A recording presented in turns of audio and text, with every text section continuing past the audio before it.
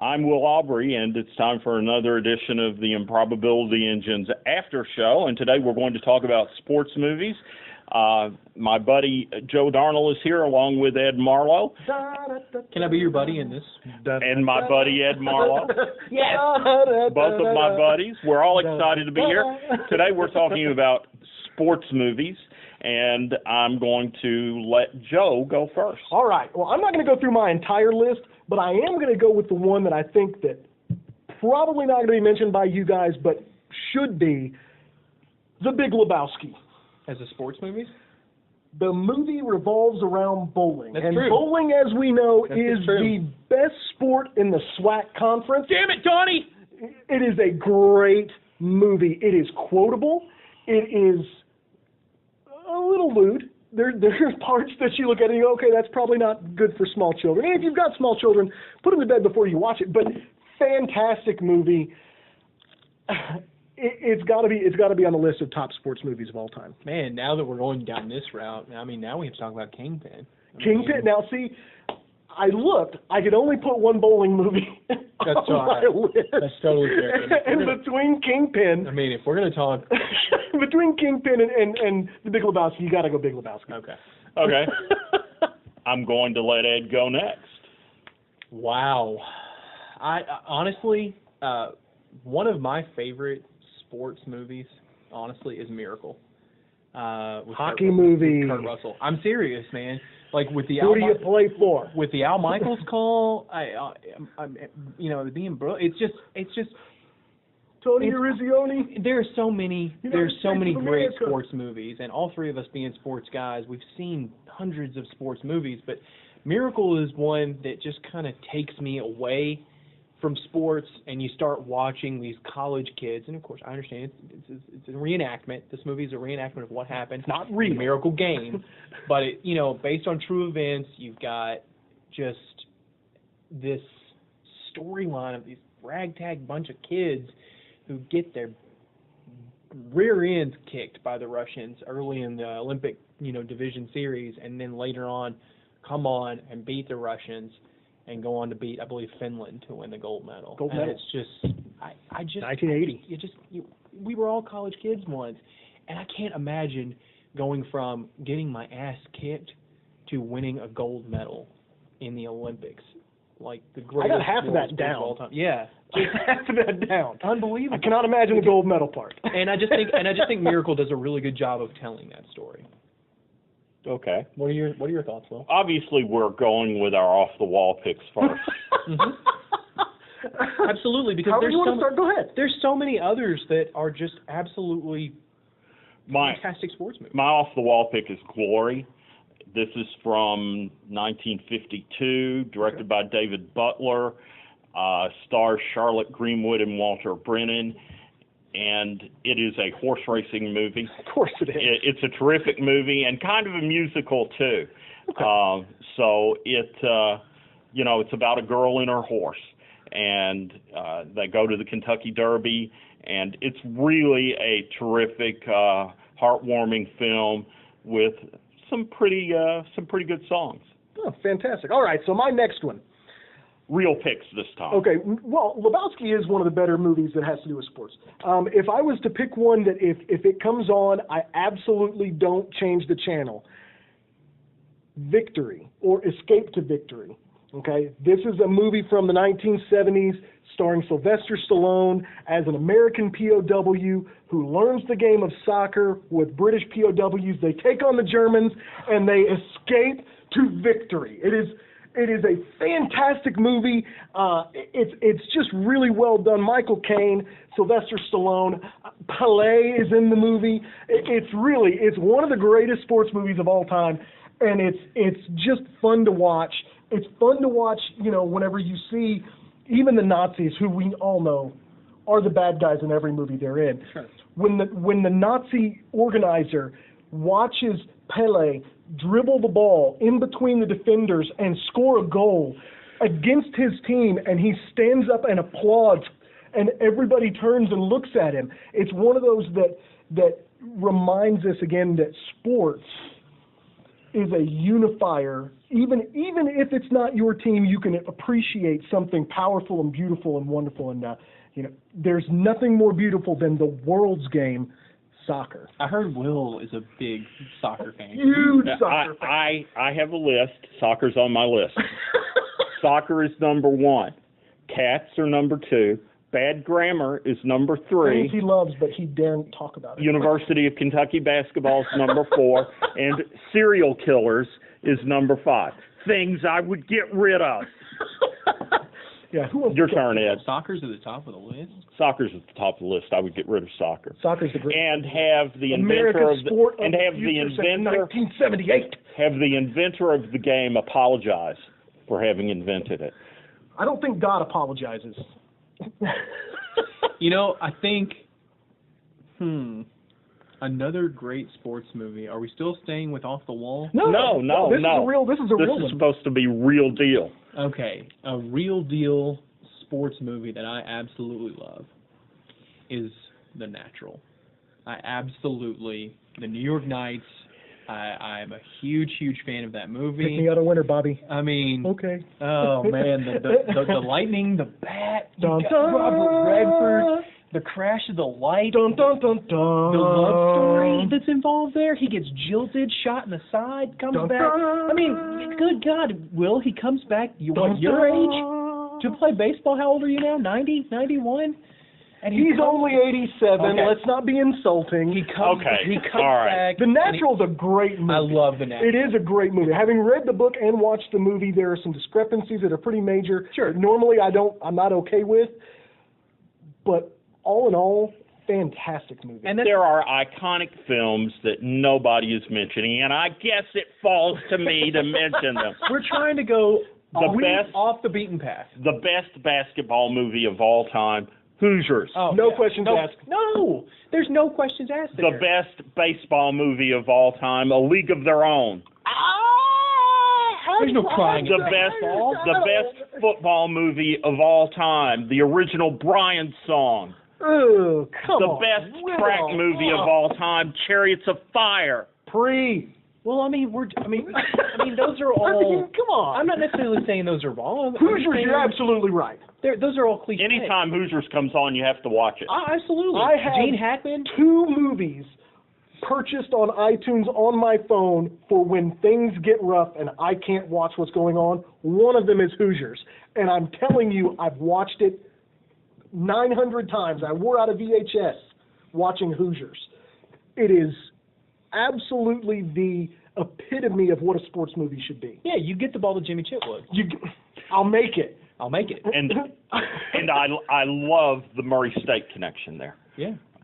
Because the shot where Aubrey Reese hit the shot to beat Simo, he did it again. Okay.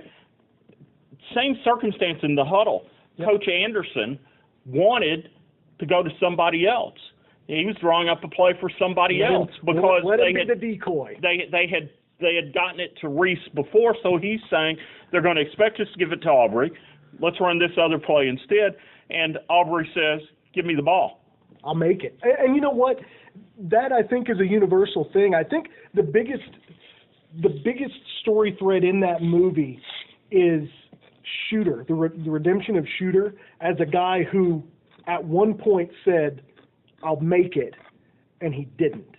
And then you've got Jimmy who says, "I'll make it," and he does. Yeah. And it's that idea that the arcs of those two characters are parallel lines up to a point, and then things changed. You do see the redemption of Dennis Hopper in some respects, though. And what a great acting job by Dennis Hopper. Oh, he's awesome. Him jumping up on top of the bed. I mean, you know he improv that. I mean, it's just a fantastic movie. Now, the original Brian song may be too old for you guys to watch see. it in English Okay. class. All right. Awesome movie. I've actually never seen it. It's good. It's a James good movie. Caan, Billy D. Williams. Yeah. James Caan's character, Brian Piccolo, gets cancer. Yeah. And it's very touching, heartwarming It's movie. based on a book written by Gale Sayers for Brian Piccolo. Right. I mean, it's one of those where So I've got to see it. It's one of those where if you watch it without crying, you're a psychopath. But there are hilarious moments in it too. Oh, I mean, absolutely, yeah. For example, early in the movie, Gail Sayers and Brian Piccolo. Gail Sayers is giving Piccolo some tips, and Piccolo says thank you, and Sayers walks away. And so Piccolo says, usually if somebody says thank you, you respond. And so Gail Sayers says, what are you talking about? He says, okay, if I ask you, how's your mother, how are you going to respond? She's fine, thank you. You're welcome. Oh, that's funny. I'm also here to learn. There are movies I need to see. Yeah, and then, this is one you need to watch, but have tissues. When Piccolo injures his knee and Gail Sayers is trying to help him rehab, okay, and he's pushing him, and Piccolo, and you can't use the word at all today, but in the movie, back then you could, Piccolo uses the N-word, and then so Sayers starts laughing, and Sayers' wife comes down and says, "What are you laughing about?" Brian called me in this, and then his wife starts laughing because they're such good friends. I mean, clearly he's trying to make him mad, and it's just not going to work. No, a fantastic movie. Okay, so my next one. Got to have a boxing movie in here, and I'm torn between two. I'm torn between two, and I think they're both fantastic movies. Rocky, the original Rocky, and Cinderella Man. Cinderella Man's really good. They're both great movies. I also like $1 Million Baby. $1 Million Baby. I think Raging Bull can be put into this category. Sure. I mean, from an artistic standpoint, it's the Jacob. But the most fun would be Rocky. There's a reason why there's Rocky 19 or something. Yes. You know what I mean? There's a reason why. It's the definition of the montage. And that's it. We would play, when I was in college, we would play board games and cards. And every time I got behind, I had the Rocky album. I would take it out, put it on the record player, and play the theme song. I mean, you can't go wrong with that. I mean, it's, okay, yes, it's a little campy now because it's a genre-defining movie. It's been copied and cloned and redone and rewritten a million different ways, but a fantastic movie, and it's got to be in there. Cinderella Man, another one of those movies that it says more about the people around the story than the story itself. It's not just about a guy who becomes heavyweight champ. That's the thing about Rocky. Rocky 1, it's not about the guy who gets a shot. It's about a guy in this town, in this city at this point in time, and Philadelphia is this decrepit city that's just, poverty-stricken and tough, and it has been for years, and you take this guy who's a nobody, who breaks legs for a mobster, he does this, and he gets an opportunity. And then you look at Cinderella Man, you look at a guy who loses everything. He has his kids go. He can't afford to do anything. He's begging for work, and he just gets a chance. There's something beautiful about that's endearing on both of those movies. It's like Invincible. Invincible, same concept. You take a chance. You give a guy a chance, and he takes advantage of it. That's an awesome. Gentleman Jim with Errol Flynn playing James Corbett. It's an old black and white movie. It's an awesome movie. Which is not necessarily a disqualifying thing when it comes to sports. I think it's really great. James Corbett in the movie is depicted as an earlier white, less controversial version of Muhammad Ali because he's one of the boxers that dances around and throws jabs and things like that. Changes stuff like that. I think that's probably a good one. I mean, when you're talking about boxing, the popularity of the boxing movie, I think it peaked with the Rocky series. I don't think we've seen. I think now you use boxing. I think when you talk about $1 Million Baby, the reason why that's a good one is because it takes the boxing genre and it tilts it about 90 degrees, and it makes it something that's bigger than boxing. And I think that's whenever you get successful with it. You got another one, Ed? I want to mention some other movies that aren't necessarily. I mean, you can say Remember the Titans. Obviously, that's a very historical. I mean, it's incredible. I mean, Denzel Washington, Julius, Strong Side, Left Side. It's great soundtrack. There are lots of movies like that. Mystery Alaska is a great hockey movie. That's Yeah, just that's a fun movie. That's a fun movie. The town team of Mystery Alaska gets Slapshot. Slapshot has to be up. Gets the New York Rangers to come to Alaska to play. Yeah, That doesn't and it's happen. fun. No, and they're like heating up their skates with like Yeah, oh yeah. with like cans of soup in their in their shoes and stuff like that. And you've got a lot of movies like that. Slapshot. Yeah. Use the foil, coach. Old time hockey. Yeah, another movie that really sticks out in my mind, outside of Mystery Alaska, just is Bull Durham. I grew up a Kevin Costner, Susan Sarandon, and of course people more likely associate Kevin Costner with Field of Dreams, which of course is another great movie. That's a heartstring puller. I mean, that one's a love letter to baseball, is what Field of Dreams if you is. build it, they will come. It's fantastic. But to me, I grew up. I guess some people had The Graduate when you start learning about the opposite sex and all that. For me, honestly, my mom, it was Bull Durham. I watched Bull Durham, and it has some adult themes, and it's really funny. And Tim Robbins and Susan Sarandon, and it's partly about baseball and partly about scoring. And so it's just this interesting. There's a confluence of factors. It's just this interesting dynamic, and and Kevin Costner plays this epic minor league player who never makes it, but Tim Robbins, Lelouch, makes it into the majors as a pitcher, and also makes it with Susan Sarandon. But then Susan Sarandon finds out that she's really more into a much more mature adult like Kevin Costner, and it's a great sports movie and coming of age movie. I agree. Speaking of the opposite sex, Whip It. Movie about roller derby. I've actually wanted to see that. That's on my list. It's a terrific movie. Ellen it really Page is. in it. Drew Barrymore. And my favorite. Oh my gosh! Roller I can't derby, believe I'm going to say this. Roller derby's too. My favorite soccer movie, Bend It Like Beckham. A good movie. There you go. That's okay. It's way to go, Will. Was that tough for you to say? Favorite soccer movie. That's like what? That's the only soccer movie you've ever watched. So I mean, well, does rugby count? No, rugby. I don't know. Does cricket count as baseball? I mean, come on. I did watch a rugby movie once. Did you really? Invictus? Yes, Invictus. I like Invictus. That's a good movie. All right, great movie. That almost made my list. I think the acting in that is really good. I mean, it's just a very good movie. And again, sports are small. In the grand scheme of things, sports are small. But whenever you've got a sports movie that takes on something larger, I think there's power to it, and I think it lends that kind of credence to it. And for track and field, Chariots of Fire, awesome movie, and an old, forgotten about movie from the 70s, The Games. If you can find it, look it up. Why haven't we talked about a golf movie yet? We can go the comedy route like Tin Cup. I like Tin Cup. Caddyshack. Caddyshack. It's in the hole. It's in the hole. That's one of the greatest. Now, I also want to mention that despite the fact that you have ragged me about this movie over and over again, you have not mentioned Major League, so clearly it's not as important to you as you thought. Major League is on my list. You want to talk about? Okay, so when I was a kid, I played baseball. But really? I was never very good. Okay, so hard to believe. But I played baseball. I was on the team and I set the bench a lot.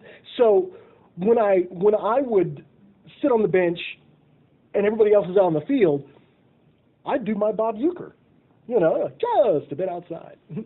Ball 4, ball 8, ball 12. How are they laying off of these close pitches? That's funny. You do stuff like that because, frankly, if you're on the bench, it's boring. So I also learned how to keep score and juggle. So but that's why softball dugouts are as lively. That's correct. Yeah, it's a good time. And I love softball, girls softball. Oh, I do too. The songs they sing. Oh yeah, make it even better. Yeah, well you get that. Well, that's what I love about it is the chants in the song. Yeah, and that kind of stuff was pushed out of us as kids because, kids do things that aren't real smart and they say things that aren't very nice. Yeah, you sing things that aren't appropriate. Right, and people take exception, and you don't want that. So, I mean, whereas in softball, it's more positive. It's generally a rallying cry for your team as opposed to, we need a pitcher, not a belly itcher. Something like that. You know what I mean? We always had, when I was playing baseball up until high school, because I was terrible and I quit, it was let's get fired up, burn 'em, baby, burn 'em up. And Right. that's what we would sing and chant, like with people, like with our pitcher on the mound or our batter in the box. And that's Is what there we would sing. any sport that the three of us could play where we would be favored over just three people picked at random? I'm an okay bowler, honestly. Are I'm video okay. games a sport? No. But you have hand-eye coordination. It's fair. What about auto racing? You use hand-eye coordination there. It's not like they're actually pushing the car. Also not a sport. What about okay. Horse racing's a sport, but auto racing's not a sport? I want to I want to mention two movies that maybe are kind of off the beaten path. Okay. Hardball with Keanu Reeves. Ah, and yes. Coach Carter with Samuel L. Jackson.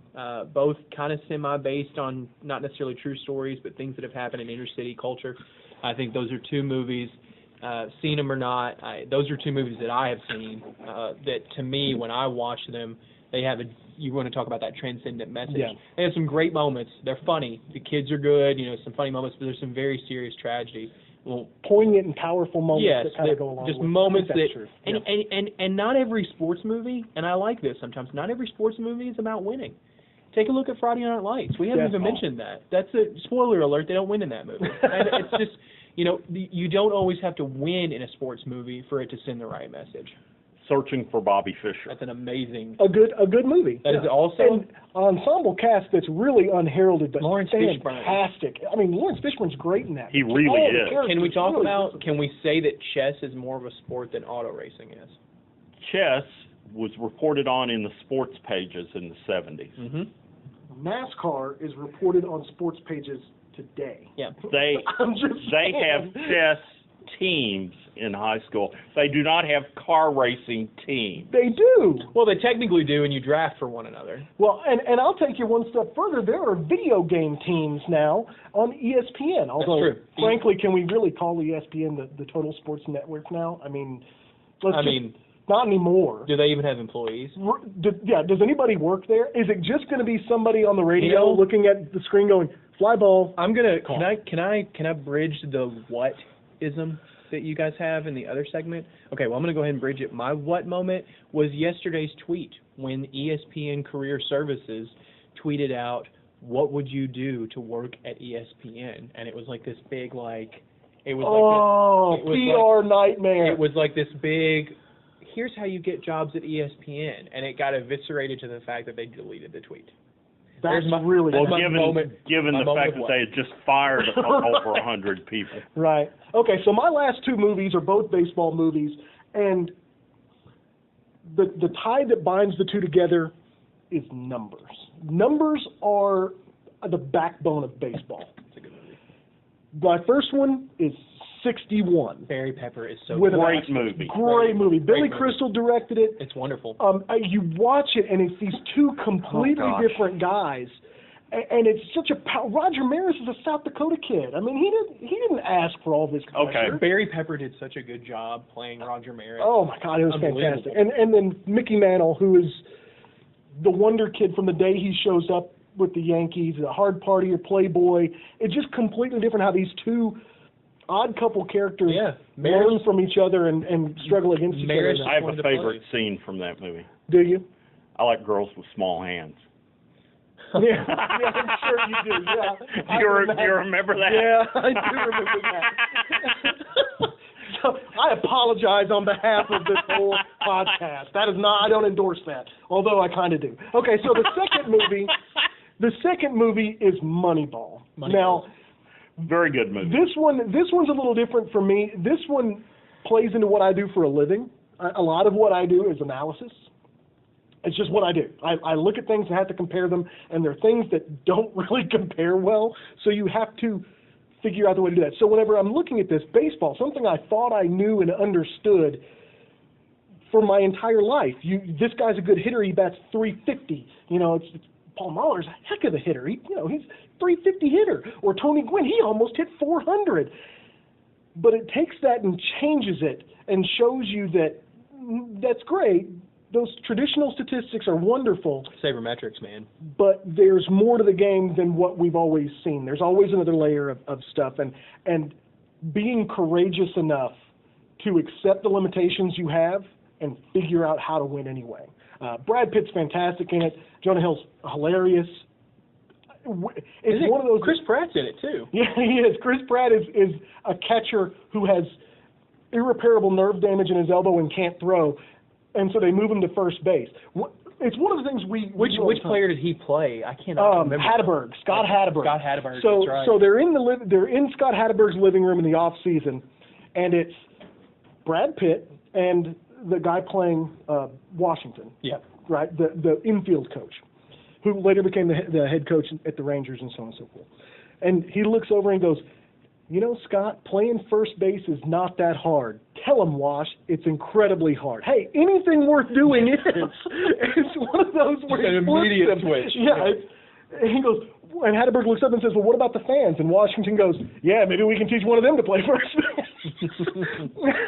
It's a great movie. It's hilarious. Moneyball's fantastic. It's introspective. It's as much about that courageousness and that overwhelming desire to win when there's no way you should be able to. I mean, the Oakland A's in that have no budget. They're going up against the Yankees. They've lost their 3 best players, and they can't replace them. Yeah. How do you replace them? Now I'm going to go home and watch it. It's fantastic. And we say this in my office all the time. You make it up in the margin. You make it up on the aggregate. You don't try to do one for one. You make it up in the aggregate. Maybe that's what the Missouri Valley. That's what the Missouri Valley needs to do. They don't need to replace Wichita State. They need to make it up in the aggregate. That's how you do that. So when we talk about that kind of stuff, when you're looking at the cultural relevance of certain things, I think that Moneyball's one that in 20 years, I think will still be culturally relevant. And going to be something that people are going to talk about because it's a fantastic movie. It's well acted, really well written, and quite frankly, we didn't talk about the other Michael Lewis, and that's The Blind Side. Yeah. I mean, that one's as different a story from Moneyball. And it's another message. It's another message. It's another message. And does Michael Orr win? Yes, he technically wins. He gets he gets to go on and play at Ole Miss. He's had a very successful career in the NFL. But is that the definition of winning? But is he winning? Right, exactly. And the winning was he got a family. That was it. That's the whole thing. Spoiler alert. Yeah, spoiler alert. If you haven't seen that, watch it.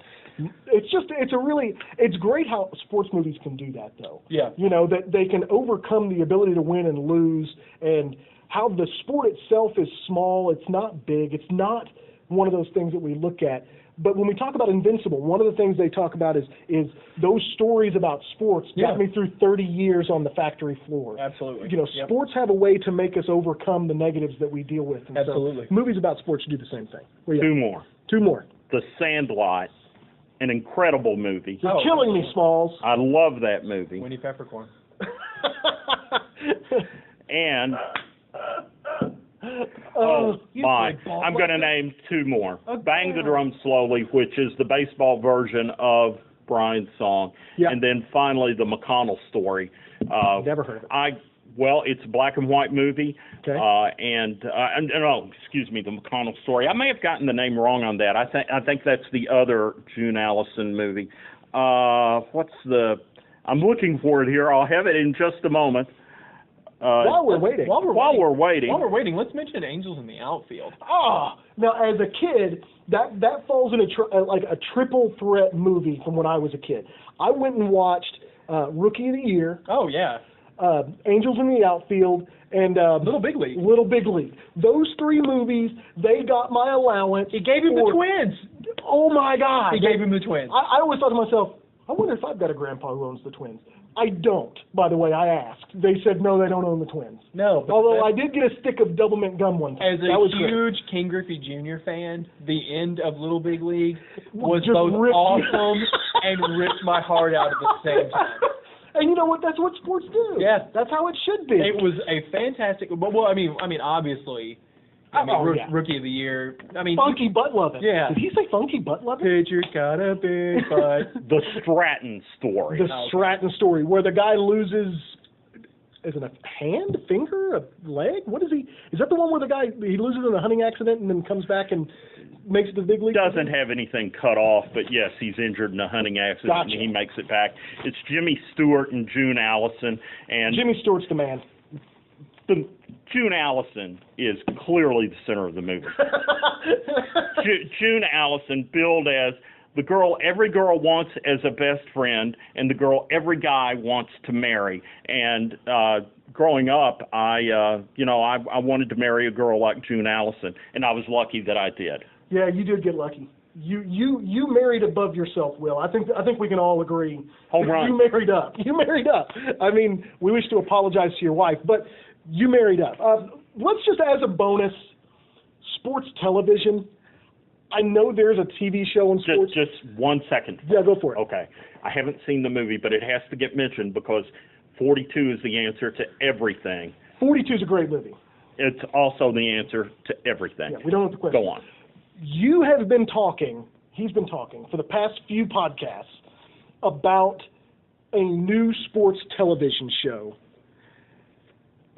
that is one of those shows that Will doesn't latch on to a lot of things.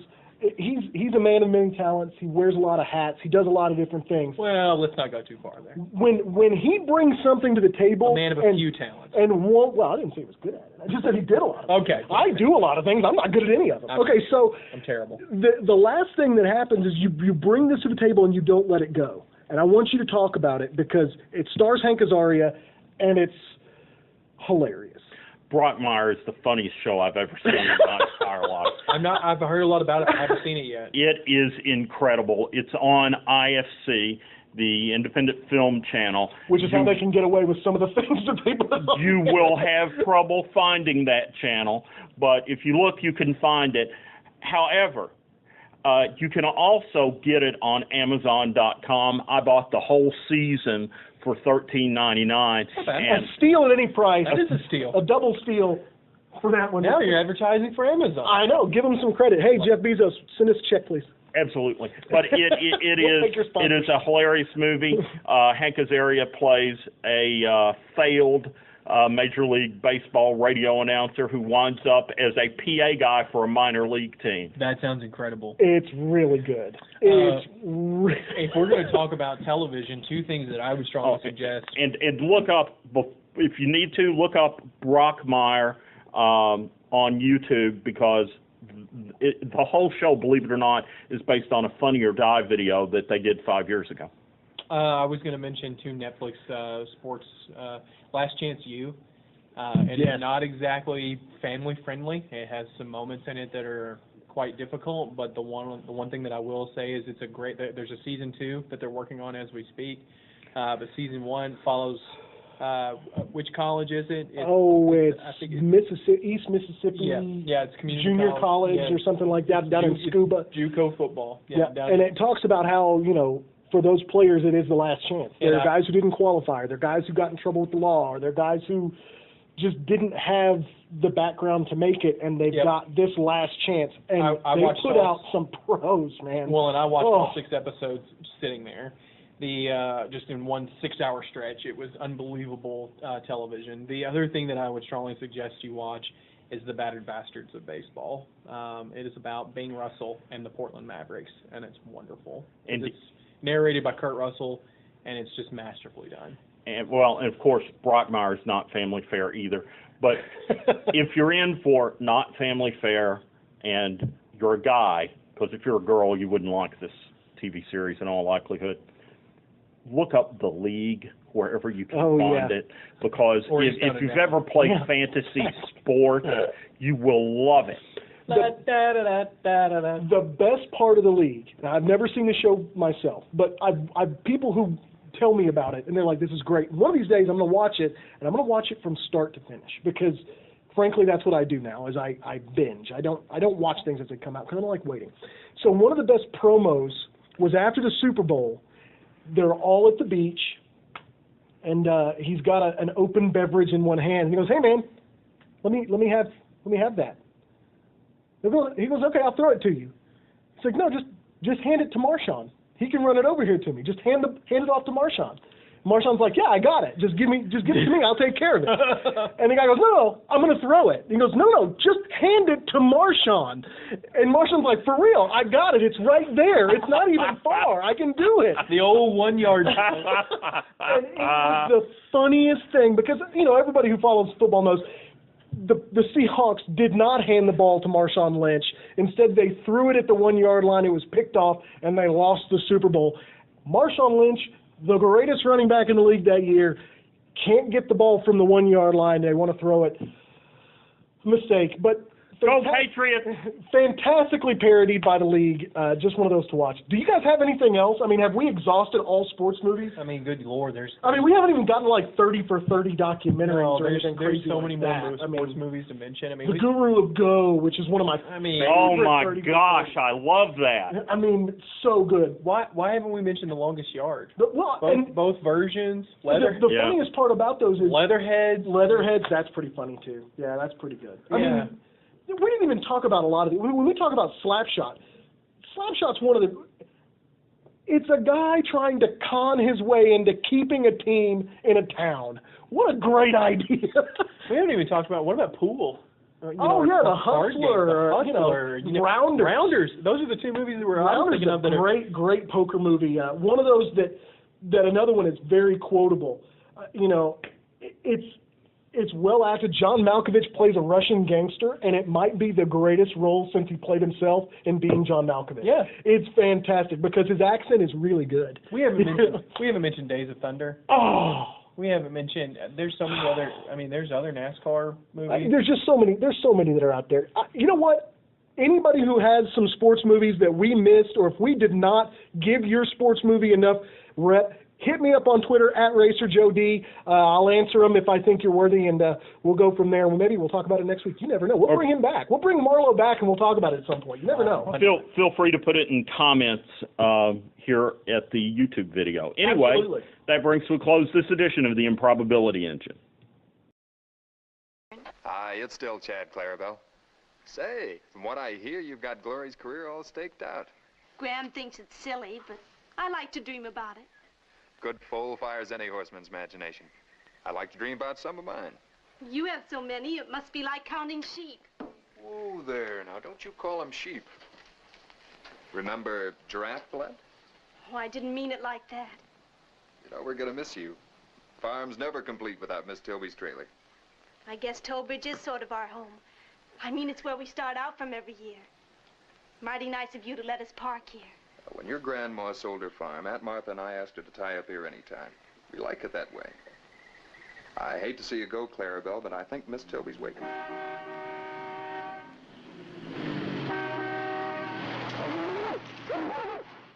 What's that featherhead trying to do? Kill somebody?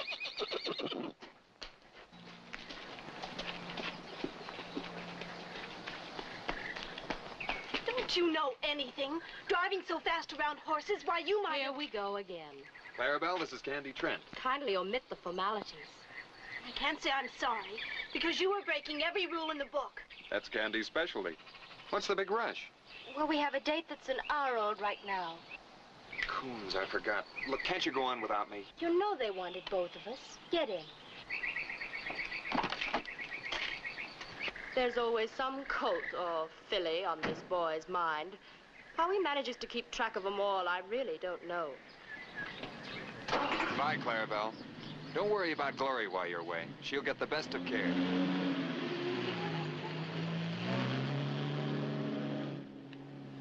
Miss Tilby, we're all loaded. That's what I'm afraid of. Did you forget any horses? Not this time.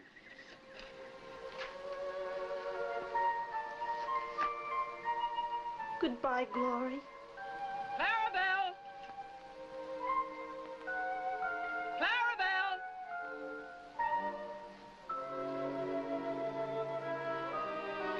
Come on, baby. We're all ready to go. You've been crying. What's the trouble? I hate to leave Glory. A Tilby crying over a filly? Say, you're not falling in love with that animal. Of course I love her. Baby, let me tell you something right now. Never fall in love with one horse. Love them all, that's like it should be. But never just one, or you'll pile up more than your share of grief. You'll get all the grief coming to you when you fall in love with a man. I'm not thinking about men. Get in.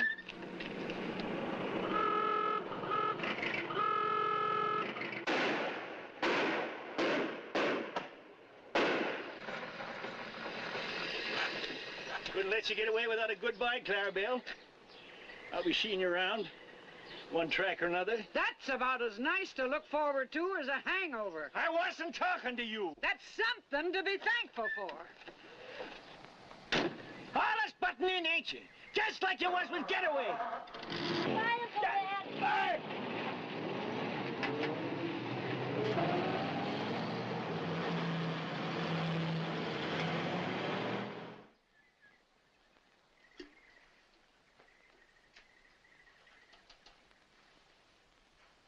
Take it easy, boy. Take it easy. This'll fix you up in no time.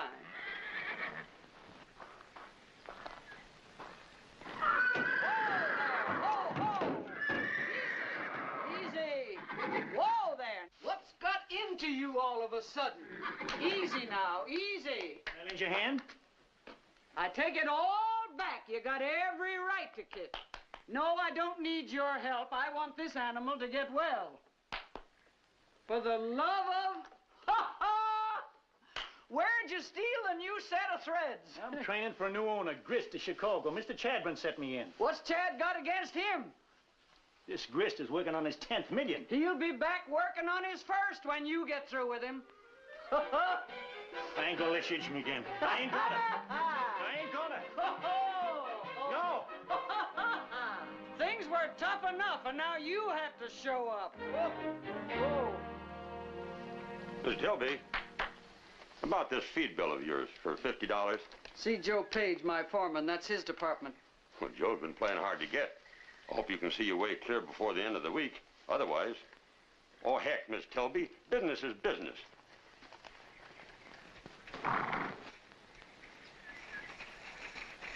Hi, Clarabelle. Uncle Ned, I'm glad to see you. How's my best girl? Ready for coffee. Help me down.